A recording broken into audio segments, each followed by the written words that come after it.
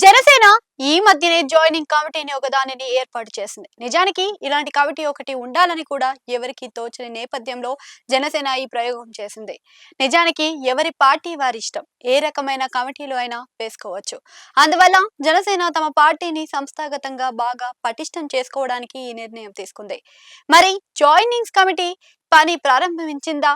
అది ఎంతవరకు వచ్చింది అన్నది అయితే ఇప్పటిదాకా తెలియదు. కానీ ఏ జిల్లాకు ఆ జిల్లాలో సీనియర్ నేతలతో వైసీపీ నుంచి వచ్చిన వారిలోని ఏర్పాటు చేసిన ఈ కమిటీ ద్వారా మాజీ వైసీపీ నేతలను ఆకట్టుకోవాలని, వారిలో మంచివారు అంటే ఆర్థికంగా బలవంతులకు పెద్దపీట వేయాలని కూడా జనసేన సూత్రప్రాయంగా నిర్ణయించుకుంది. ఈ నేపథ్యంలో జిల్లా స్థాయిలో అయితే కదలికలు రాజకీయంగా మొదలయ్యాయని అంటున్నారు.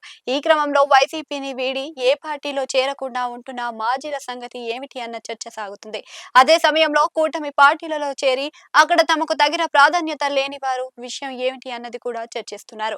వైసీపీ అయితే 2 ఏళ్ల పాటు ఒక మాదిరిగా ఆందోళన చేసింది. ఇక జూన్ 12న కూటమి 2 ఏళ్ల పాలనకు వెన్నుపోటు అన్న ఆందోళన తర్వాత వైసీపీ జోరు పెంచింది. ప్రతి ఇష్యూను తీసుకుని రాజకీయంగా వాడుకోవాలని చూస్తుంది. ఏదో విధంగా కూటమిని ఇరుకున పట్టాలి అనే ప్రయత్నాలు కూడా చేస్తుంది.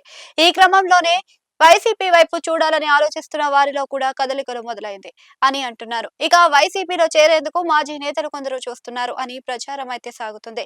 భీమవరంలో ఎమ్మెల్యేగా గెలిచిన గ్రంథి శ్రీనివాస్ 2019లో పవన్ కళ్యాణ్ నే ఓడించేశారు.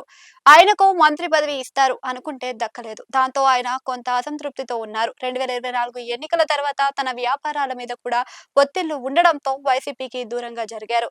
అయితే ఇప్పుడు లేటెస్ట్ టాక్ ఏంటి అంటే భీమవరం గ్రంథి శ్రీనివాస్ వైసీపీలోకి తిరిగి రీ ఎంట్రీ ఇస్తారని.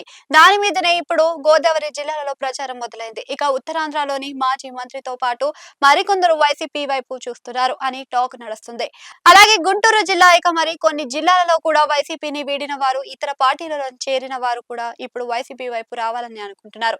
అలాగే గతంలో వైసీపీలో కీలక పదవులు చేపట్టిన గోదావరి జిల్లాకు చెందిన మరో మాజీ మంత్రి కూడా ఫ్యాన్ పార్టీ వైపు చూస్తున్నారు అని టాక్ నడుస్తుంది.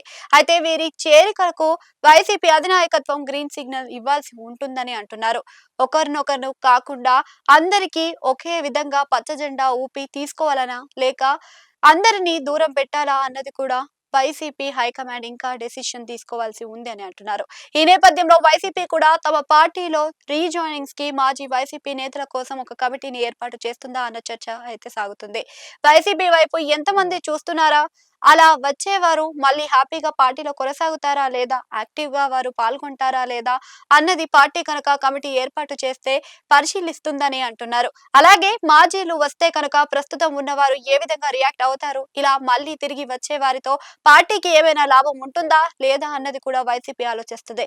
మరి వైసీపీకి కూడా రీజాయినింగ్ కమిటీని ఏర్పాటు చేస్తుందా లేక అధినాయకత్వం స్థాయిలోనే నిర్ణయం తీసుకొని గ్రీన్ సిగ్నల్ ఇస్తుందా అన్నది కూడా చూడాల్సి ఉంది.